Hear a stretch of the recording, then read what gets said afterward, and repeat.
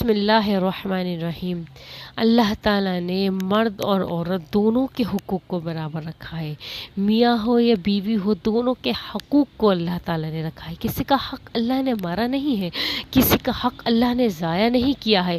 اللہ تعالیٰ نے بلکہ حقوق اور رکھے ہیں ہماری دین میں، ہمارے اسلام میں۔ جس وقت، جس دور میں، جس امت میں عورتوں کا نام سنتے ہی اسے زندہ زمین میں درغور کر دیا جاتا تھا۔ شوہر کے مر جانے پر بیوی کو کال کوٹری میں تب تک قید کر دیا جاتا تھا جب تک وہ اپنی موت خود نہ مر جائے۔ تب تک وہ چاہے 10 سال جیے، چاہے 20 سال جیے، چاہے وہ بوڑھی ہو جائے، اس کو وہیں روکی سوکی اس کو پھینک دیا جاتا تھا۔ کھانا کھائے نہیں کھائے، مر جائے، نہائے نہیں نہائے، اس کو باہر نہیں آنے دیا جاتا تھا۔ اس کے لیے ایک وہ قید خانہ ہوتا تھا۔ عورت کا کوئی حق ہی نہیں تھا، لیکن اس امت میں اللہ رب العزت